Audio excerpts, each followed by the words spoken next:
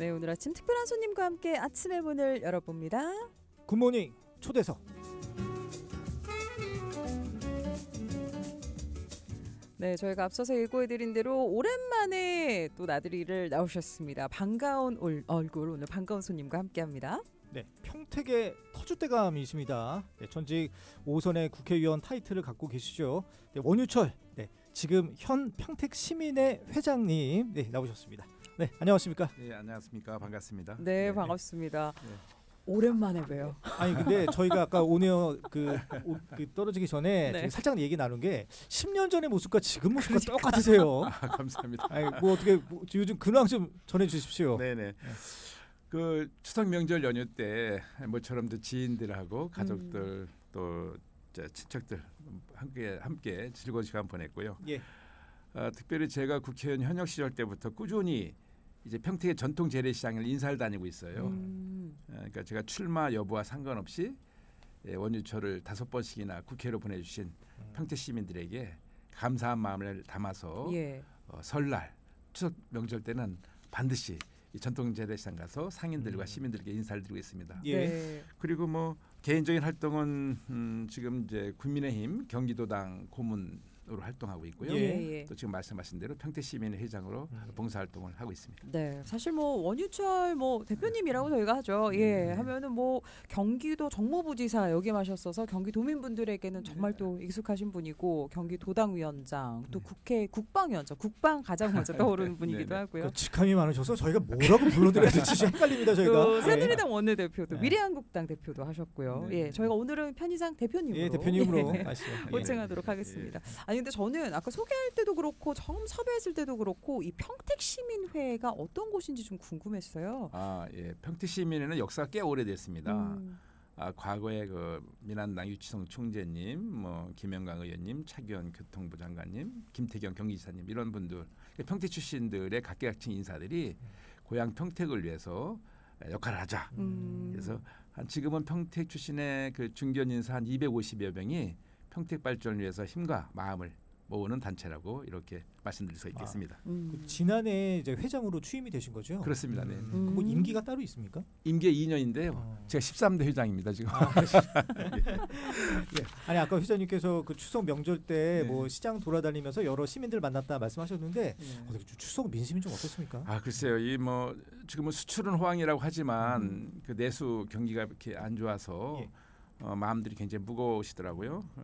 그래서 특히 뭐 물가 문제, 또 의료 분쟁 문제 등에 대해서 걱정들을 많이 하고 계셨고요. 예. 특히 정치권의 극심한 대립에 대해서 아주 실망하시고 분노하는 시민들이 많이 있었습니다. 네네. 지금 제가 현역 정치인이 아니라는 게 어떻게 보면 정말 다행스럽기도 하지만 또 정치를 오래 한 사람으로 더 시민들의 목소리를 더 가깝게 들을 수 있는 소중한 또 기회이기도 했습니다. 아무래도 현 정치인이 아니라 약간 한 발을 뺀 상황에서 보면 더 크게 좀 보실 수 있을 것 같아요. 그렇습니다. 예. 그때 더 잘했을 걸 이런 후회가 많이 있습니다. 또 앞으로 하실 수도 있으니까요.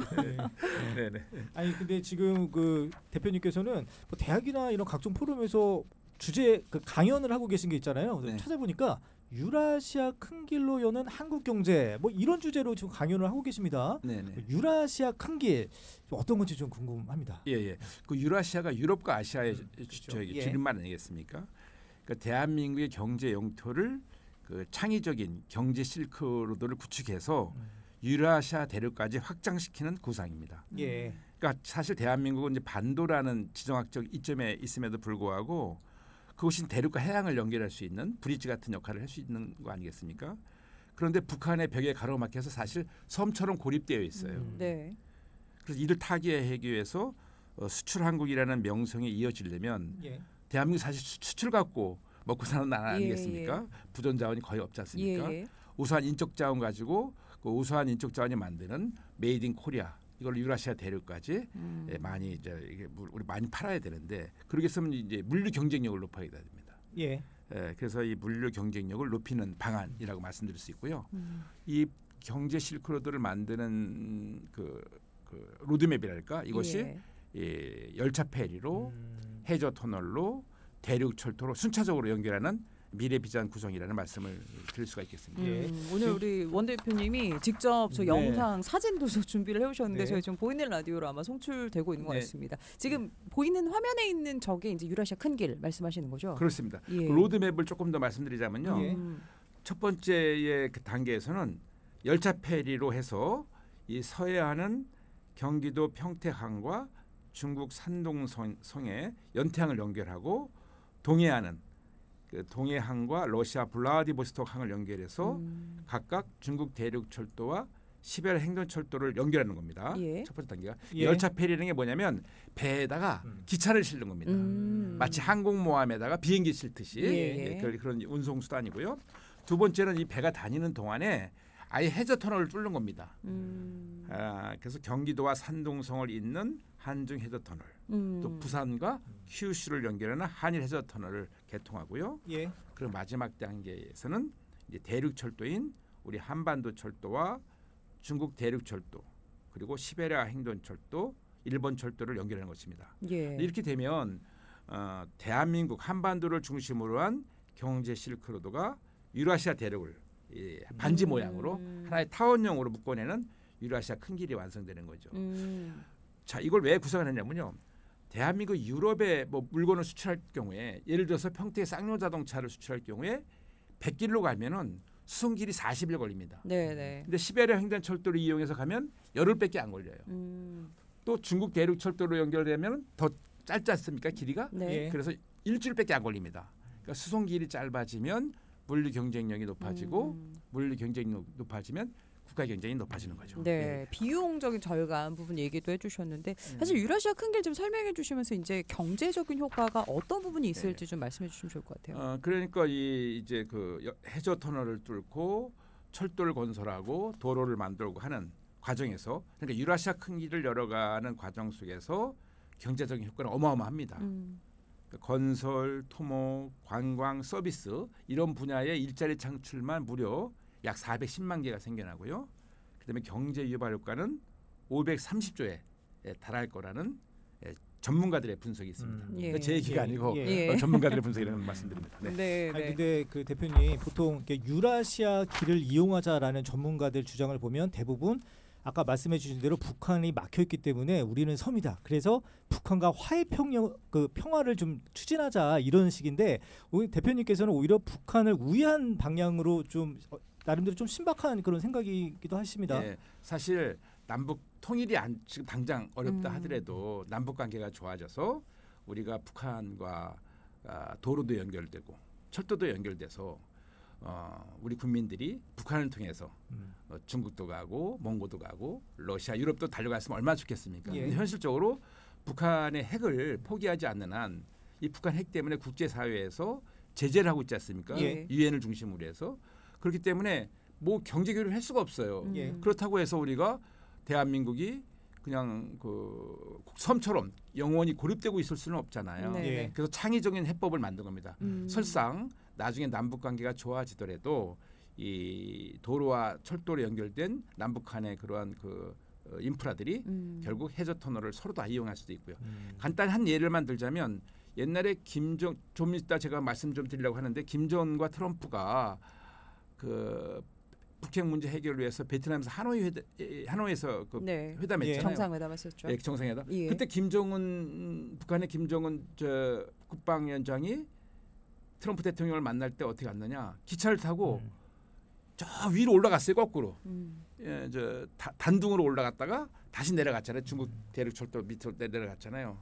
근데 만약에 이제 앞으로 한중 해저 터널을 뚫면 뭐 올라갔다 내려올 게 없이 바로 개성 서울을 거쳐서 평택으로 통해서 중국으로 넘어가서 갈 수가 있죠. 네, 네. 나중에 남북관계 또 좋아지 다 통화하실- 서로가 예, 쓸 수 예. 있는 겁니다. 네, 네. 예, 아니 대표님이 이제 이게 그 방금도 이제 트럼프, 김정은 뭐 이런 말씀하셨는데 예전에 국회 국방위원장도 지내셔서 네. 이게 대표님 하면 뭐 안보, 뭐 외교 이런 아이콘으로 좀 보여집니다. 네. 근데 대표님 그 이번 미국 대선 한 40여일 정도 남았잖아요. 그렇습니다. 예. 누가 당선되는 게 우리한테 유리합니까? 지금 뭐 미국의 그 각 당의 외교 정책이라는 것이 그 기본적으로 민주당은 동맹을 중시하는 그 외교 정책을 피고 있고 예. 공화당의 지금 그 트럼프 대통령 후보는 아메리카 퍼스트라는 그 자국 이익 중심 정책을 펴고 있지 않습니까? 예. 그래서 지금 대선을 앞두고 제가 또 국민의힘에 소속된 또 고문이고 한 입장에서 어느 후보의 특정되게 말씀드리긴 좀 곤란하지만 그건 뭐 시청자들이 판단하실 거고요. 예. 아니 애청자들이 판단하실 거고 아무튼 저희는 어떤 경우든 간에 예. 민주당의 해리스 후보가 당선이 되든 또 공화당의 트럼프 후보가 당선이 되든 어떤 후보가 당선되든 대한민국 국익을 위해서 잘 준비했다가 우리가 불이익을 받지 않는 그런 외교 안보 정책을 펼쳐나가야 된다고 생각하고 있습니다. 네. 예. 우문현답이었던 것 같다는 생각도 들고요. 근데 예전에도 뭐 이 대한민국 자체 핵무장 뭐 주장을 하시기도 했었고 최근에 또 얼마 전에도 북한의 이제 그 미사일 발사가 또 있기도 했습니다. 네. 이 북한의 무력 도발 앞으로 이 미국 대선과 관련해서 이제 어떻게 전망이 될지 좀 한번 얘기를 해주시죠. 네네. 제가 이제 이 바이든 대통령 이전에 그 트럼프 대통령이 하지 않았습니까? 그때 2016년 11월에 그 트럼프 대통령 당선자 시절에 그 트럼프 행정부 인수위원회를 제가 그 당시 새누리당의 그 당시 집권 여당이었죠. 우리 그 방미 특사단장 자격으로 워싱턴을 방문해서 당시 한미 양국 간의 현안이 세 가지가 있었습니다. 예. 첫 번째는 지금 말씀하신 핵 문제, 북핵 문제 해결 방식. 두 번째는 한미 FTA. 세 번째는 주한미군 방위 분담금 문제. 이 세 가지 현안이 있었거든요. 트럼프 당시 대통령 당선자가 아메리카 퍼스트라고 그래서 북핵 문제 관련돼서는 김정은과 만나서 뉴욕에서 김정은을 초청해서 햄버거를 먹으면서 얘기하겠다 나누고 싶다. 예. 얘기를 하고 또 한국이 이제 잘 사는 나라니까 안보 저 비용에 대해서 당신들이 더 대라 이런 얘기를 많이 했지 않습니까? 예. 그래서 우리는 아메리카 퍼스트에 맞서서 우리 코리아 퍼스트 입장에서 그 미국에 얘기를 해야겠다 싶어서 달려갔죠.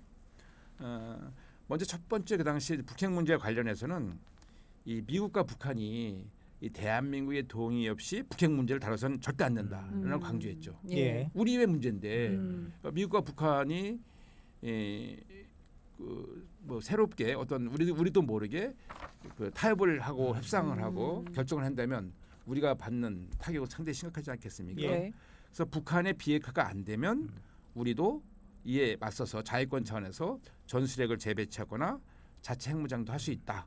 예. 그것이 국민들의 여론이다라는 가능성을 열어두고 말씀 많이 드렸죠. 예. 제가 직접 이거는 단장으로 가서 예. 얘기를 많이 했습니다. 둘째 그 방위비 분담금 협정에 있어서도요.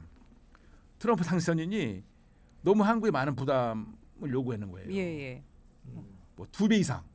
예를 들어서 뭐 5천억에 우리가 방위비 분담금을 해서 1조 대라 이런 식입니다. 그러니까 한국이 잘 살지 않느냐 이제 그러니까 더 대라 돈을 이런 거. 근데 그것이 합리적인 수준이면 우리가 수용할 수 있지만 터무니없는 요구를 하니까 그 말이 안 되는 요구를 하기 때문에 우리가 강하게 여러 가지 근거를 대서 반박을 했죠. 예. 그래서 그때 우리가 그 백승주 그 당시 이제 국방차관 출신이었던 그 의원을 모시고 그때 갔었는데 그 단원으로 예. 또 이미 우리는 그 미군이 주둔하고 있는 지금 나토라든가 일본에 상응하는 분담금을 충분히 부담하고 있다 예. 강조했고요. 설득했죠. 그다음에 이제 세 번째 한미 FTA 관련돼서는 다행히도 큰 이견이 없었습니다. 거기는 뭐 큰 이견이 없어서 조용히 예. 넘어갔습니다. 예. 당시 이제 특사 단장 자격으로 그 트럼프 행정부 인수위원회 가서 뭐 잘 설명했던 경험이 있는데 이번에 아까 말씀드린 대로 어느 후보가 당선되든 간에 한미 간의 그 현안에 대해서 그 윤석열 정부와 국민의힘에서 잘 대응할 거라고 예. 보고 있습니다. 네. 대표님께서는 지금도 우리 한국의 독자 핵무장을 계속 주장하고 계시는 거죠? 저는 제 개인 입장은 국방위원장부터 북한의 핵 위협이 사라지지 않는 한 우리도 자위권 차원에서 핵 능력을 갖춰야 된다라고 주장하고 있습니다. 네. 근데 대표님, 근데 만약에 우리가 핵무장을 하게 되면 미국이 당연히 경제 제재를 하게 될 텐데 우리가 수출로 먹고 사는 우리나라로서는 좀 많이 힘들지 않을까요? 예, 사실 자체 핵무장이라는 것은 쉽지는 않습니다. 그런데 우리 국민의 안위 문제보다 더 중요한 건 없지 않습니까? 예. 경제 제재라든가 이런 거 또 뭐 국제사회에 어떤 그 따돌림 뭐 이런 것도 사실 많은 그 예상되는 문제점인데 NPT 우리 가입국가입니다 우리나라가. 네. 근데 NPT의 핵 확산 금지 조약. 핵 확산 금지 조약의 가입국가인데 NPT 10조에 보면 탈퇴할 수 있는 명분과 조항이 있습니다. 그건 뭐냐면 이웃 국가가 예. 핵 위협으로 존재할 때 예. 그것을 방어하기 위한 방어하기 위한 수단으로 탈퇴를 할 수 있는 예. 그런 조항도 있습니다. 네. NPT 어쨌든 10조에 그런 규정이 있어서 네. 예. 예. 현재 분위기로서 북한이 핵을 포기할 것 같지는 않습니다. 일단 당분간은 좀 그런 네네. 기조인 것 같고요. 주제를 조금 바꿔봐서 현재 국민의힘 경기도당 고문 역할도 하고 계시고 또 평택 시민회 회장으로도 활동하고 계신데 그 직함으로 뭐 활동 계획 같은 거 좀 갖고 계신 거 있으세요? 지금 뭐 지난 총선 때는 이제 경기도당의 선대위 상임 고문으로 있었습니다. 저희가 지난 선거 때 우리 국민의힘이 수도권에서 국민들에게 선택받지 못하고 예. 커다란 패배를 했는데 그 점에 대해서 구성원의 한 사람으로 굉장히 자성하고 또 앞으로 우리 경기도민들 또 수도권 주민들에게 어떻게 하면 사랑을 받을 수 있을까 국민의힘이 그런 고민을 하고 있습니다. 저희가 개인적으로 생각하는 것은 우리 수도권 주민들은 굉장히 실용적인 선택을 하고 있는 것 같다. 그러니까 이 정쟁보다도 정책 중심으로 가야 되지 않는가 이런 생각을 갖고 있어요. 그렇기 때문에 그래서 여기에 대한 그 과학적인 또 체계적인 준비를 당해서 좀 해야 되지 않겠나 그런 생각과 판단하고 있고요. 그 수도권 주민들 특히 경기도민들에게 그 도민들의 삶의 질을 향상시키고 어떤 것을 어떤 정책이 좀 더 국민들에게 또 도민들에게 다가설 수 있는지를 잘 살펴서 실질적인 혜택을 드리는 실용적인 정책을 가지고 다가서야 되지 않겠나 이런 고민을 하고 있습니다. 그래서 그런 것 중에 하나가 이거 뭐 유라시아 큰 길도 폭넓게 보면 예. 결국은 우리 경기도를 중심으로 한 대한민국 경제 실크로드거든요. 예. 이것을 통해서 또 일자리를 만들고 경제를 활성화시키고 대한민국의 새로운 미래 비전을 만들어간다는 차원에서는 또 어떻게 보면 일맥상통하는 부분이 있지 않을까 네, 이렇게 생각을 네. 하고 있습니다. 네. 아까 시작점이 평택항이라고 하셨으니까 도움이 많이 될 것 같습니다. 네, 네. 아니, 지방선거가 이제 내후년인데 이제 금방이지 않습니까? 그렇습니다. 네, 아무래도 이제 대표님께서는 많은 경륜도 갖고 계시고 중진 의원으로서 많은 역할도 하셨는데 좀 훈수라도 두시면 뭐 어떤 전략을? 글쎄요, 지금 뭐 예. 지금 고문으로 있으니까요. 예. 그런 거 훈수를 하라고 하는 거 아니겠습니까? 그래서 지금 뭐 2년 뒤 지방선거 관련돼서 저희들이 좀 더 겸손하고 국민들에게 다가서는데 그냥 마음만 다가서는 게 아니라 실질적인 그 도구, 정책과 비전을 가지고 다가서야 된다는 것을 다시 한번 말씀드리고요. 예. 그래서 뭐 혼자서 하는 일이 아니고 우리 함께 이제 앞으로 우리 그 경기도 출신 국회의원과 당협위원장, 당원들과 함께 논의해서 해야 될 일이라고 생각합니다. 네. 아니 근데 대표님은 앞서 말씀드렸듯이 전직 5선 국회의원이고 여러 가지 타이틀이 있으신데 아니 이번 지방선거에서 직접 플레이어로 뛰실 생각은 없으신 거예요? 글쎄 뭐 그거는 아직 생각을 안 해봤는데요. 예. 저는 이제 우리 국민의힘의 고문이기 때문에 예. 우리 국민의힘이 잘 돼야 된다고 생각합니다. 그래서 지금 집권 여당으로서 사실상 많은 어려움을 겪고 있죠. 지지율도 낮고 있고. 그래서 이 지지율을 높이는 방안으로서 어떤 것이 좀 더 국민들에게 다가설 수 있을까라는 고민을 하고 있는데 예. 거듭 말씀드리지만 정말 그 정쟁 같은 거 좀 지양하고 예. 우리는 집권당 책임 있는 그 당으로서 네. 구체적인 정책과 비전으로 도민들에게 좀 다가섰으면 좋겠다. 네, 네. 그런 생각을 가지고 있습니다. 네. 그걸 좀 더 구체화시키는 준비들을 좀 하고 있다는 네. 말씀드립니다. 네. 저희가 명절 전에 또 그 심재철 경기도당 위원장도 출연하셨었거든요. 네네네. 아마 잘 풀어가시리라 네네. 한번 기대를 해보겠습니다. 현 정치 지금 보고 있으면 점점 더 양극화로 간다, 점점 더 정쟁으로 간다라는 이야기가 있는데 한 발 물러서서 보시기에 좀 어떤가요? 좀 어떻게 풀어나가면 좋을까요? 지금 그 정치가 정말 양극단으로 흐르고 있지 않습니까? 저는 굉장히 충격받은 일이 있었는데 그것이 8.15 광복절에 네. 8.15 광복절 행사마저도 여야가 따로따로 하는 모습을 보고 정말 충격을 받았습니다. 국민들이 얼마나 불안해하실까라는 생각도 들어봤고요. 지금 뭐 국회가 사실은 그 뉴스를 보면 계속 뭐 특검 민주당에서는 특검과 탄핵으로 또 그 여당에서는 거에 맞서는 거부권 행사로 이렇게 그 다람쥐 쳇바퀴 돌듯이 국민들을 피곤하게 만들고 있지 않습니까? 예. 그러니까 뭐 이 국회가 어떤 생산적인 그 어떤 정책을 가지고 서로 논의하고 토론하고 국민들의 마음을 얻는 것이 아니라 그냥 서로 상대방을 어떻게 하면 더 정치적인 공세를 하고 상대방을 무너뜨릴까라는 가지고 계속 끊임없이 그 비수를 들이대고 있지 않습니까? 예. 그 피해 보는 건 다 국민들입니다. 그래서 저는 양극단의 정치를 해소하는 방법으로는 이제 국민들의 수준도 상당히 높아졌으니까 거기에 맞춰서 정말 품격 있는 그런 그 비전과 정책으로 국민들의 마음을 사로잡지 않으면 이 정치에 대한 국민들의 혐오증은 깊어질 것이고 정치가 오히려 분열과 갈등을 극복하고 통합하는 것이 아니라 정치가 오히려 또 국민들의 양극화를 또 마음을 더 분열로 가는 것을 더 촉발하는 그런 예. 역할을 하지 않나 싶어서 네. 굉장히 걱정을 하고 있습니다. 네, 네. 아니 대표님께서 그 대학 강연 때 말씀하신 그 멘트가 저는 꽉 꽂혀서 한번 말씀을 드리면 네, 네. 정치가 정쟁이 아닌 정책으로 구호가 아닌 비전으로 경쟁하는 시대를 열어가야 된다 이렇게 말씀하셨거든요. 네, 네. 예, 조금 더 설명 좀 해주세요. 네네. 그 지금 거듭 말씀드리지만 계속 지금 그 현안이라는 것이 국민들이 이제 그 물가 문제, 일자리 문제, 노인 복지 문제, 저출생 문제 이런 거에 큰 국가적 현안 아니겠습니까? 예. 이런 걸 가지고 또 지금 당면한 게 의료 분쟁 문제도 그렇고요. 이런 문제를 가지고 실질적으로 국민들이 많은 걱정하고 불안해하고 있는데 이런 문제를 여야 간에